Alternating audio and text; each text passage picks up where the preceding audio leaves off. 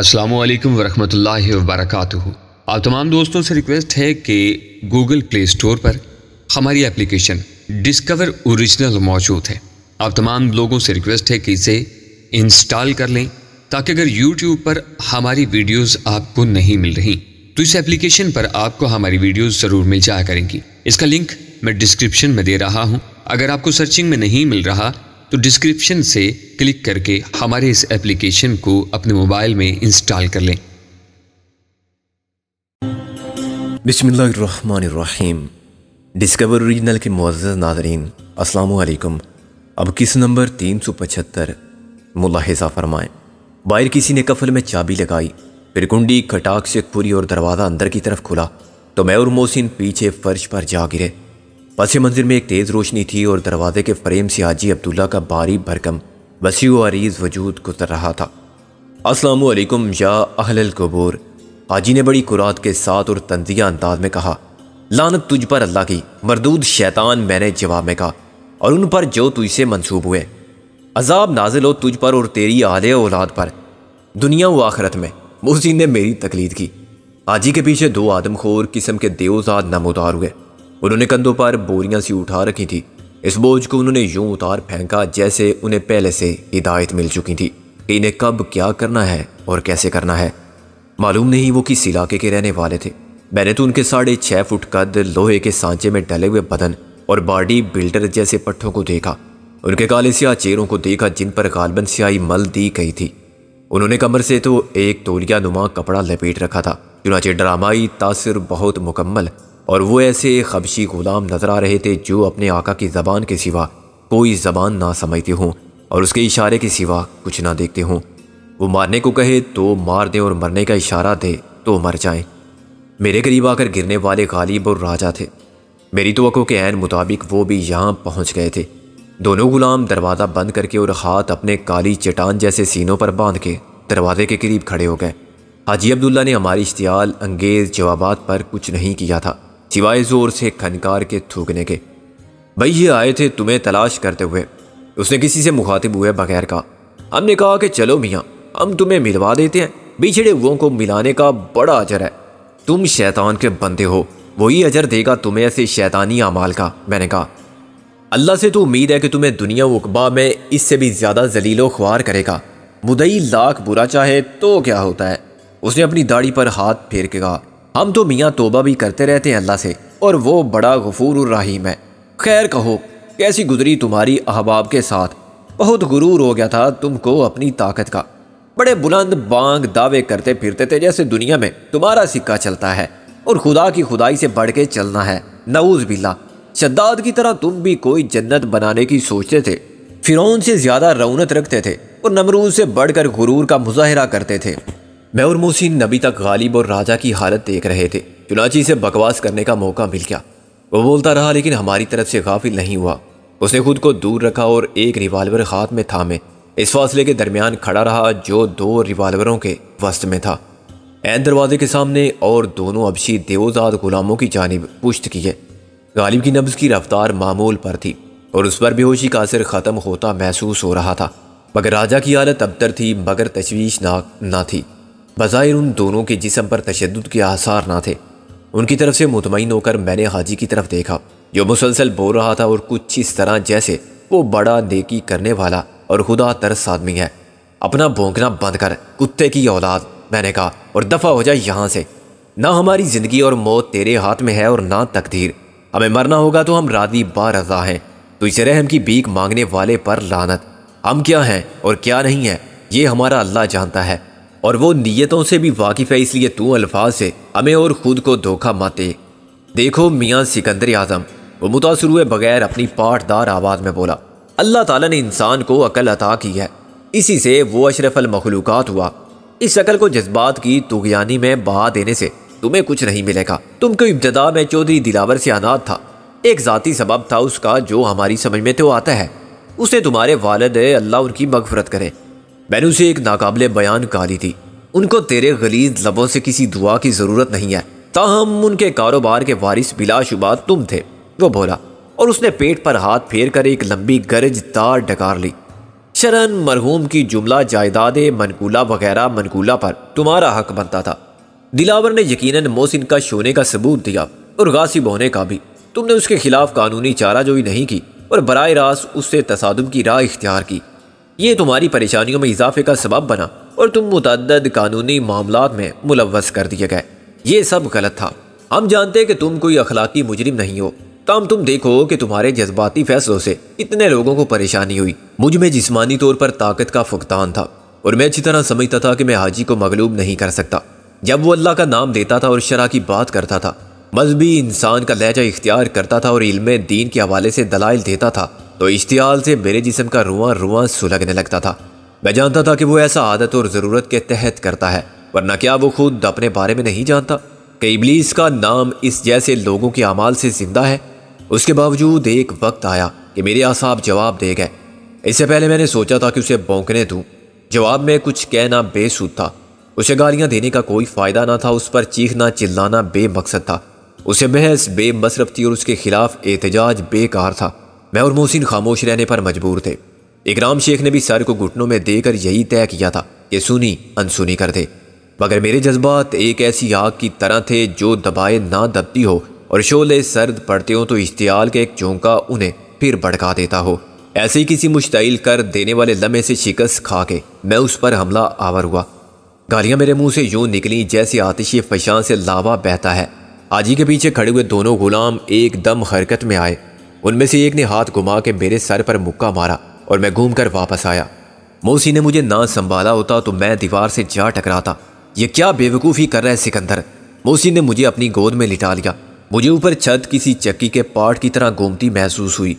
میرے کانوں میں سائیں سائیں ہوتی رہی، میرا جسم کانپتا رہا، میرے اونٹوں سے گالیاں ٹوٹ ٹوٹ کر نکلتی رہیں۔ یار حوصلہ رکھ، بکنے دے اسے۔ اکرام شیخ نے میرے کان میں سرگوشی کی۔ اس کا لہجہ بہت دکھی تھا۔ ہم تو یہ کہتے ہیں بھائی کہ ہمارے اور تمہارے بیچ تو اناد کا سبب کوئی بھی نہیں۔ ہم تو ایک عرصے تک ایک دوسرے کے نام سے بھی آشنا نہیں تھے، اور ملاقات تو خیر حال ہی کی بات ہے۔ یہ اسی کی آواز تھی جو میرے کانوں تک پہنچ رہی تھی۔ ہمارے کاروباری معاملات میں دخل اندازی کسی طور مناسب نہ تھی۔ میاں ہم اپنا کام کرتے ہیں، ادھر کا مال ادھر پہنچا دیا اور ادھر کا ادھر، اپنا حق کے محنت وصول کیا اور اللہ اللہ خیر صلی۔ اب کون برائی کرتا ہے اور کس کے ساتھ کرتا ہے، کیا کرتا ہے، کیوں کرتا ہے، اس سے ہمیں سروکار نہیں ہے۔ برائی اس کے اعمال میں لکھی جائے گی جو برائی کرے گا۔ پھر تو حاجی صاحب آپ بہت سے دوسرے کام بھی کر سکتے ہیں، محسن بولا۔ مثلاً یہ کہ اپنی بہو بیٹیوں کو ٹھالے دیں، وہاں وہ پیشہ کرنے لگیں تو گناہ گار وہ، پیسہ آپ کو دیں تو آپ پر حلال۔ میرا دل خوش ہو گیا کیونکہ حاجی کا چہرہ ذرا سی دیر کے لیے متغیر ہو گیا تھا، لیکن وہ بڑا عیار اور مکر و فریب سے پور انسان تھا جو ناجائز کو جائز اور حرام کو حلال قرار دینے کے فن میں ماہر تھا۔ تم نے ٹھیک کہا میاں، ہم بھی سمجھتے ہیں کہ برا نہ کوٹھا ہوتا ہے نہ کوٹھی۔ وہ داڑھی پر ہاتھ پھیر کے بولا، سب نیت ہے اور مقصد سے ہوتا ہے۔ طوائف بھی نہ چاہے تو اسے کون جسم فروشی پر مجبور کر سکتا ہے؟ برائی بھی ایک خود اختیاری فعل ہے۔ چلیں ایک سچ تو بولا آپ نے کہ شیطان کی پیروی آپ اپنی مرضی سے کر رہے ہیں، محسن بولا۔ ہم صرف کاروبار کر رہے ہیں میاں، برا تو تم سمجھتے ہو اسے، یہ تو تمہاری نظر کا قصور ہے نا، وہ بولا۔ ہماری طرح کتنے لوگ اسلحہ فروخت کر رہے ہیں، حکومت کا لائسنس ہے ان کے پاس، لیکن کیا وہ ذمہ دار ہیں اس خون خرابے کے، ڈکیتی اغوا کی واردات کے جو اسلحے کے زور پر کی جائے؟ ایک شخص شکار کے لیے رائفل لے یا ذاتی حفاظت کے لیے پستول اور بعد میں ڈاکو بن جائے تو اسلحہ فروش کا کیا گناہ؟ بازار میں چھری چاقو خنجر کلاڑی سب فروخت ہو رہے ہیں اور عام گھروں میں بھی دستیاب ہیں، ان سے کیا قتل نہیں کیے جاتے؟ بلکہ شاید اعداد و شمار نکالے جائیں تو خنجر یا کلاڑی سے کیے جانے والے قتل زیادہ ہوں گے جو دیہات میں ہوتے ہیں۔ زمین زر کے فساد میں جو عورتیں بیوہ ہوئیں یا جو بچے یتیم ہوئے، کیا اس کے ذمہ دار خنجر کلاڑی اور ٹوکے بنانے والے اور بیچنے والے ہوں گے؟ اور کیا یہ گناہ ان کے نامہ اعمال میں درج ہوں گے؟ یقیناً نہیں۔ پھر ہمارا کاروبار کیسے ناجائز ہو گیا؟ میاں دلاور ہمیں ایک بندوق دیتا ہے یا اسلحے کا ایک ٹرک بھر دیتا ہے اور کہتا ہے کہ کراچی میں فلاں کو پہنچا دو، ہم نے اجرت لی اور مال پہنچا دیا دوسرے مال کی طرح۔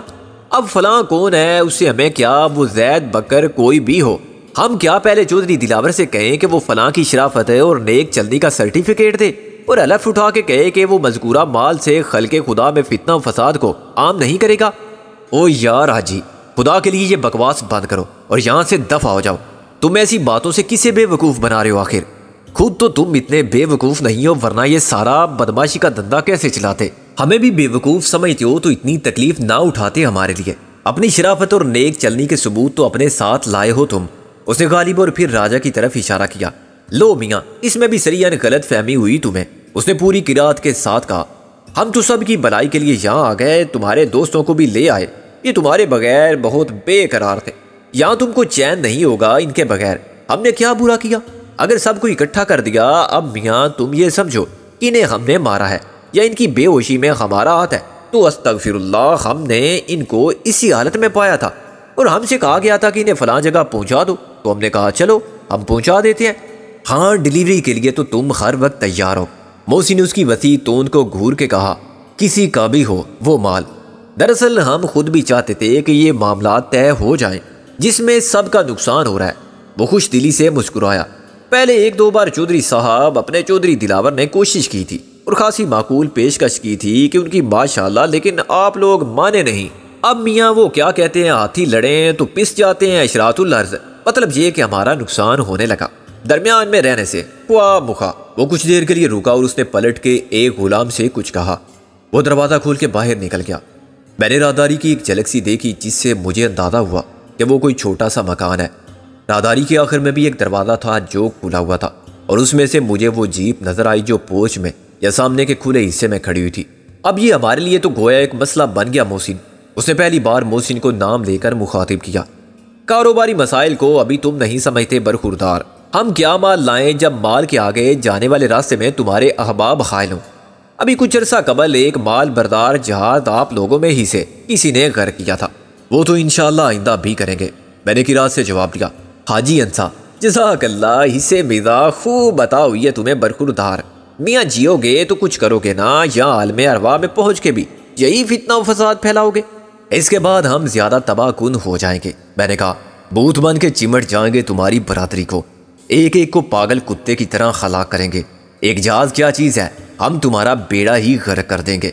چلو چھوڑو مذاق، وہ بولا، ہم تو آئے تھے مطلب کی بات کرنے کہ اب بھی یہ معاملات طے ہو سکتے ہیں کچھ لو کچھ دو کی بنیاد پر۔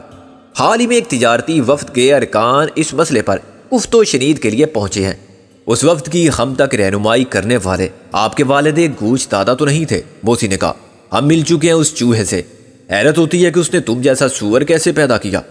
تم حد سے بڑھ رہے ہو میاں، ہم تمہاری زبان کی اس غلاظت کو برداشت کر رہے ہیں کیونکہ تم غلاظت کی پیداوار، غلاظت میں رہنے والے اور مجسمے غلاظت ہو۔ میں نے کہا، وہ پھر پی گیا۔ ہم سے چودھری دلاور نے کہا ہے کہ ان سب کو ایک بار پھر سمجھا دو کہ باز آ جائیں اور اس زندگی کی قدر کریں۔ خودکشی کو اللہ تبارک و تعالیٰ نے حرام موت سے تعبیر فرمایا ہے، اور جو کچھ تم لوگ کر رہے ہو وہ صریحاً خودکشی کے مترادف ہے۔ ہم اس جگہ تم سب کو اکٹھا کر رہے ہیں تاکہ سب مل کے کچھ سوچو، مشورے سے طے کرو کہ مفاد بامی میں کیا یہ ہے، کیا بہتر ہے، کیا نہیں، کہ تم اس آخری موقع سے فائدہ اٹھاؤ گے۔ سوچنے کے لیے تمہیں بہت مہلت ملے گی، جب تک تمہارا دل چاہے سوچو، لیکن اس ہفتے کے اختتام تک طے کر لو۔ گویا 7 دن ہے، خدا نے چاہا تو اس ہفتے کے اختتام تک تمہارے دیگر دوست احباب کو بھی یہاں لے آئیں گے۔ محسن نے کہہ مارا، کہاں سے جمع کرو گے انہیں؟ وہ تو یہاں سے وہاں تک ہر جگہ موجود ہیں۔ کہاں سے کہاں تک قاضی کا چہرہ ایک سوالیہ نشان بن گیا۔ جہاں سے بھی تمہارا گزر ہے، ہر راستے پر وہ تمہیں ایسے ملیں گے کہ کھلی آنکھوں سے روزے روشن میں تمہارے سامنے ہوں گے، مگر تم انہیں دیکھ نہ پاؤ گے۔ ان کی موجودگی کا ثبوت تمہیں ملتا رہے گا ہر جگہ۔ تم کیا سمجھتے ہو ہم صرف مٹھی بھر افراد ہیں؟ پاگل کے بچے، اتنا بڑا کام ہم کب سے کر رہے ہیں؟ تو کیا یہی 8-10 لوگ ہیں جن کے نام تمہارا چودھری دلاور جانتا ہے؟ اس کے تو فرشتوں کو بھی خبر نہیں کہ اب ہم کتنی بڑی قوت ہیں۔ لاہور سے تم کراچی تک آ گئے، تم نے دیکھا ہوگا کہ ہم ہر جگہ تھے۔ یہاں سے آگے بھی تم دیکھ چکے ہو، ہم سمندر میں بھی ملے تھے، صرف ایک جہاز کے ڈوبتے ہی تم بدحواس ہو گئے۔ ابھی دیکھو اور کتنے سفینے ڈوبتے ہیں۔ تم نے کبھی پوچھا اس غدار اعظم چودھری دلاور سے کہ ہم نے کتنے اسلحہ خانے اب تک تباہ کیے ہیں؟ کتنے ٹرک جو اسلحے سے بھرے ہوئے تھے اغوا کیے اور تباہ کر ڈالے؟ ہم اپنے دشمن کو پہچانتے ہیں۔ ایک حصے میں تو دلاور کے ساتھی ہیں، دوسرے درمیان کے لوگ ہیں، تم جیسے تیسرے گوش دادا کی طرف ہیں۔ ہم سے کوئی چھپا ہوا نہیں ہے، اور جو چھپا ہوا ہے وہ کب تک چھپا رہے گا؟ ان سمندروں سے آگے بھی ہم ہیں۔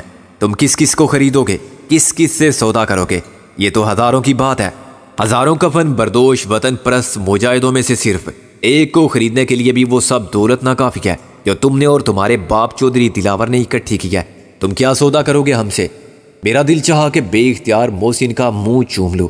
اس نے ہم سب کے جذبات کی ترجمانی کا حق ادا کر دیا تھا، ایک ایسے وقت میں جب ہم اس قابل نہ تھے۔ یہی نہیں، اس نے اپنی ذہانت سے کام لیتے ہوئے حاجی عبداللہ کے مصنوعی اعتماد کی بنیادیں تک ہلا دی تھی۔ اسے اپنے اعتماد سے پریشانی میں مبتلا کر دیا تھا۔ یہ پریشانی اس کی صورت پر اس کی خباثت سے زیادہ نمایاں ہو گئی تھی۔ چونکہ حاجی سن رہا تھا اس لیے محسن بولتا رہا، اور اس نے جو منہ میں آیا کہا، مگر بے رب نہیں کیا اور بے مقصد نہیں کہا۔ وہ حاجی کو یہ باور کرانے میں کامیاب ہو گیا کہ ہم واقعی یہاں سے وہاں تک ہیں اور ہمارے ساتھی مددگار اور غامی ہزاروں میں ہیں جو ان کی تباہی کے مشن میں آئندہ بھی سرگرم عمل رہیں گے۔ ہمارے زندہ رہنے یا نہ رہنے سے معاملات طے نہیں ہوں گے۔ اسی وقت حبشی لوٹ آیا۔ اس کے ہاتھ میں 2 بنڈل تھے اور 1 بالٹی تھی۔ لو میاں، ہم تو خیر سگالی کے جذبات کا یوں اظہار کرتے ہیں کہ اس نے ایک بنڈل زمین پر رکھ کے ہماری طرف دھکیل دیا۔ اس میں کچھ اشیاء خرد و نوش ہیں۔ اللہ تعالیٰ ہمارے درمیان افہام و تفہیم کا جذبہ پیدا کرے۔ ہم نے سب کچھ فراہم کرنے کی کوشش کی ہے۔ کیا تم راضی کو رزاق ہونے کا دعویٰ کر رہے ہو؟ استغفر اللہ، ہم تو بس وسیلہ ہیں۔ وہ کانوں کو ہاتھ لگا کے بولا، اس میں سگریٹ، کافی، ادویات وغیرہ ہیں اور یہ پانی ہے۔ خوراک کا یہ ذخیرہ تمہیں ہفتہ بھر چل جانا چاہیے۔ اس کے بعد فی امان اللہ، ہم سے شاید اس دار فانی میں ملاقات نہ ہو۔ یہ بالٹی ذرا آگے رکھوا دیں، محسن نے کہا، یا مجھے اجازت دیں کہ میں… ہاں میاں، جاؤ پیو شوق سے پانی، پیاس لگی ہوگی سب کو، انہیں بھی پلاؤ۔ حاجی نے محسن کی عاجزانہ انداز گفتگو سے متاثر ہو کر کہا۔ محسن آہستہ آہستہ آگے بڑھا۔ اس نے پانی کی بالٹی اٹھائی۔ میری اور اکرام شیخ کی نظر بھی اس پر تھی اور خود حاجی عبداللہ بھی زیادہ چوکنا نظر آنے لگا تھا۔ اس نے ریوالور کو بالکل تیار کر لیا تھا اور اپنے گوریلوں کو بھی اشارے سے کچھ سمجھا دیا تھا۔ وہ بھی اپنی خون آشامی کا مظاہرہ کرنے کے لیے مستعد ہو گئے تھے۔ میرا خیال پہلے یہ تھا کہ محسن مجھے موقع فراہم کرنا چاہتا ہے کہ حاجی کی نظر چوکے تو میں اس پر جس لگا دوں اور اس کے ہاتھ سے ریوالور چھین لوں، مگر ایک تو حاجی کسی طرف سے بھی غافل نہ تھا، دوسرے مجھ میں جس لگانے کی تو کیا اٹھنے کی بھی ہمت نہ تھی۔ مجھے یقین تھا کہ ٹھنڈے شفاف پانی کا نظارہ بھی میری نظر کی پیاس بجھا سکتا ہے۔ یہ پانی نہیں، آب حیات تھا، جس کا ایک گھونٹ مجھے ہی نہیں ہم سب کو زندگی کی نوید دے سکتا تھا، کیونکہ ہم سب کی حالت اس مسافر سے بدتر تھی جو بے آب و گیا صحرا کے پیادہ اس سفر میں کئی دن پیاسا رہا ہو۔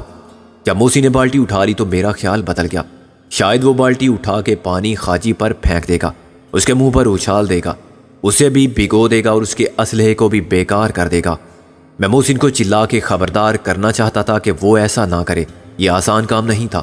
بالٹی کو اوپر اٹھانے، دوسری ہاتھ سے تھامنے، اس کا رخ حاجی کی طرف کرنے اور پھر پانی اس پر پھینکنے کا عمل انتہائی تیز رفتاری سے کیا جاتا تب بھی اس میں 10 سیکنڈ تو صرف ہوتے، اور اس کے برعکس صرف 1 سیکنڈ میں حاجی عبداللہ ٹریگر دبا دیتا اور دوسرا سیکنڈ شروع ہونے سے پہلے گولی یقیناً محسن کے دل میں جگہ بنا لیتی۔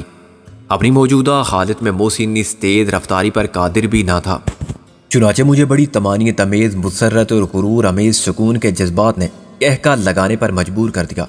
جب محسن نے بڑی اطمینان اور اعتماد کے ساتھ پانی کی بالٹی کو وہیں فرش پر الٹ کے خالی کر دیا، اور جب پانی اس فرش کی مٹی میں بہنے لگا تو محسن نے اس پر تھوک دیا اور اس کے بہتے دارے پر چلتا ہوا لوٹ آیا۔ اللہ مجھے معاف کرے، محسن نے کہا، پانی اس کی نعمت ہے جس کی میں نے تحقیر کی، مگر وہ جانتا ہے کہ میری نیت تمہارے خیر سگالی کے جذبات کی تحقیر کے سوا کچھ نہ تھی۔ حاجی عبداللہ، اگر یہ گناہ اتنا بڑا نہ ہوتا تو میں اس پر پیشاب کر دیتا۔ محسن نے زمین پر رکھے ہوئے بنڈل کی طرف اشارہ کیا، لیکن یہ رزق ہے جس کی تدلیل میں نہیں کر سکتا۔ تم سمجھ لو کہ میں نے عملاً نہ صحیح اصلاحاً ایسا ہی کیا۔ اب تم اسے لے جاؤ یا چھوڑ جاؤ، تمہاری مرضی، ہفتے کیا مہینے بھر بعد بھی۔ اگر تم اسے دیکھنے آؤ نہ تو یہ سامان خورد و نوش، تمہاری خیرات میں ملنے والے سگریٹ اور کافی سب بھی اسی جگہ ایسے ہی پڑے ہوئے ہوں گے۔ ممکن ہے ساتھ میں ہماری لاشیں بھی پڑی ہوں، مگر حاجی اس کو اچھی طرح دیکھ کر جاؤ، اس خوراک کے ذخیرے میں سے ایک ذرہ کم نہ ہوگا۔ احساس تدلیل سے حاجی کا چہرہ سرخ ہو گیا، اور ایک لمحے کے لیے مجھے تو یوں محسوس ہوا جیسے اس پر جنون سوار ہو گیا ہو تو وہ ہم سب کو ایک ہی بار میں ختم کر دے گا۔ اس کا ریوالور ہم پر خالی ہو جائے گا تب بھی اس کا اشتعال باقی رہے گا، لیکن حاجی میں غیرت کا جذبہ بہت پہلے کمزور پڑ چکا تھا۔ عزت نفس اور اہمیت کے اعلیٰ جذبات کا تعلق آدمی کی پوری زندگی اور اس کی شخصیت کے ہر رنگ سے ہوتا ہے۔ جو شخص ذاتی اصولوں، اخلاقی قدروں، کاروبار اور معمولات حیات میں بے ضمیری قبول کرتا ہو، وہ عزت و ذلت کو فنا و بقا کا مسئلہ کیسے بنا سکتا ہے؟ نہ وہ عزت سے جی سکتا ہے اور نہ عزت کے لیے مر سکتا ہے۔ چنانچہ حاجی نے خود پر قابو پا لیا اور اپنی بے غیرت مسکراہٹ سے ہمیں یہ تاثر دینے کی کوشش کرنے لگا کہ وہ کتنا متحمل مزاج ہے۔ میاں، تم نے بہت چاہا کہ ہم طیش میں آ جائیں، مگر برخوردار ہم نے بھی یہ بال دھوپ میں سفید نہیں کیے ہیں۔ ہم تم جیسے بچوں کے کھیل سمجھتے ہیں، تمہارا دل مرنے کو چاہتا ہے تو ہم تمہیں کیسے روک سکتے ہیں؟ ہم جاتے ہیں، مگر تمہیں یہ بتانا ضروری ہے کہ ہم کیا پیغام لائے تھے۔ تمہارے لیے ضروری ہے تو بکو۔ ویسے ہم سننا بھی نہیں چاہتے پاجی کی اولاد، میں نے کہا۔ اپنا نام بدل لے حاجی عبداللہ، پاجی عبداللہ شیطان ولد ابو ابلیس رکھ لے بس، یا کچھ اور۔ اس نے خون آشام نظروں سے مجھے گھور کے اور خون کے گھونٹ پی کر کہا، ہم یہ ایک چیز میاں چھوڑ کے جائیں گے۔ اس نے اپنی جیب میں سے ایک چھوٹا پاکٹ سائز ریڈیو نکالا اور زمین پر رکھ دیا۔ انشاءاللہ تمہارے باقی ماندہ دوست بھی تم سے آ ملیں گے، ان میں خواتین بھی ہوں گی۔ ماشاءاللہ آپ کی تو بیٹیاں جوان ہی ہو گئیں، ضرور بھیجیے، ہم تنہا لوگ ہیں۔ میں نے کہا، تمہاری یہ زبان ہم انگاروں سے جلا دیتے۔ اس نے پھر سرخ ہو کے کہا، تمہارے حلق میں اتنی گولیاں اتار دیتے جتنی اس ریوالور میں ہیں، لیکن ہم بے غیرت ہیں اور ہمیں پیسہ زیادہ عزیز ہے۔ میں نے جملہ مکمل کر دیا۔ ہم مفاہمت اور مصالحت کے لیے آئے تھے، ہماری طرف سے اور دوسروں کی طرف سے پیشکش بہت واضح ہے۔ تم سب اکٹھا ہو جانے کے بعد سوچ لو کہ تمہیں کہاں جانا ہے، تمہیں وہیں پہنچا دیا جائے گا۔ اس دنیا میں کوئی جگہ ہو یا پھر دوسری دنیا میں، تم جتنا مانگو گے دیا جائے گا۔ مجموعی رقم 1 ارب سے زیادہ نہ ہو۔ وہ اپنی بات جلد از جلد ختم کر کے نکل جانا چاہتا تھا، چنانچہ اس نے جیب میں سے ایک کاغذ نکالا۔ اس پر ساری شرائط اور تمام تفصیلات لکھی ہوئی تھی۔ محسن اسے کاغذ کے استعمال کے بارے میں خاصا عام فہم مگر گندا مشورہ دیا۔ یہ ریڈیو نہیں، ٹرانسمیٹر ہے، اس کے ذریعے تم جب چاہو ہم سے بات کر سکتے ہو، لیکن نہ کچھ اور سن سکتے ہو، نہ کسی اور کے لیے کوئی پیغام نشر کر سکتے ہو۔ اس نے نیچے جھک کر ریڈیو اٹھایا۔ ابھی وہ سیدھا بھی نہیں ہوا تھا کہ اس کے پیچھے ایک دھماکہ ہوا۔ یہ دھماکہ نہیں تھا، کسی نے دروازے کو باہر سے کنڈی لگائی تھی، مگر اس کی آواز خالی کمرے کے سکوت میں اسی طرح گونجی۔ حاجی ایک دم چونک کر پلٹا۔ اس کے دونوں محافظ گوریلے بھی بے اختیار دیکھنے پر مجبور ہو گئے۔ یہ جسم کا ایک فطری اور غیر ارادی رد عمل تھا۔ میں نے اس ایک لمحے میں وہ قوت کہاں سے حاصل کی جس نے مجھے ایک جسم میں اٹھا کے پیروں پر کھڑا کر دیا اور پھر حاجی عبداللہ تک پہنچا دی، اس کا جواب میں آج تک نہیں دے سکتا۔ میرا خیال کوئی معنی نہیں رکھتا۔ یہ ایک آفاتی حقیقت ہے کہ زندگی کو موت کے روبرو پا کے عارضی حیات مقابلے کے لیے جسم میں پوشیدہ توانائی کے اس ذخیرے کو بروے کار لاتا ہے جو قدرت نے ایسے ہی مواقع کے لیے رکھا ہوا ہے۔ یہ ریزرو انرجی ملتی ہے تو بلی بھی شیر بن کے حملہ کرتی ہے، اور آدمی وہ کر گزرتا ہے جس کی وہ اپنی ذات سے توقع بھی نہیں رکھتا۔ وہ سپر مین بن جاتا ہے۔ اس کے لیے میڈیکل سائنس میں باقاعدہ وضاحت ہے جس کو پیش کرنا یہاں غیر ضروری ہے۔ میں اسے تائید ازدی کہتا ہوں۔ اس تائید ازدی نے مجھے حاجی پر بھرپور حملے کے قابل کیا، اور اس سے پہلے کہ وہ پلٹ کے خود حفاظتی کے لیے کچھ کرتا، میں نے کراٹے میں اپنی مہارت کا صرف ایک ہی مظاہرہ کیا۔ وہ کٹے ہوئے درخت کے تنے کی طرح فرش پر گرا تو اس کے ہاتھ سے چھوٹنے والا ریوالور پھسل کر دور گیا۔ میں نے محسن اور اکرام شیخ کو ایک ساتھ اس کی طرف لپکتے دیکھا۔ اکرام شیخ نسبتاً قریب تھا اور وہ ریوالور حاصل کرنے میں کامیاب رہا۔ بس، اس نے چیخ کر کہا، رک جاؤ۔ یہ آخری الفاظ اس نے ایک غلام سے کہے تھے جو اتنی دیر میں بہت آگے بڑھ چکا تھا۔ جب گولی چلنے کی سنسناہٹ ہوئی تو میرا دل خوشی سے بھر گیا۔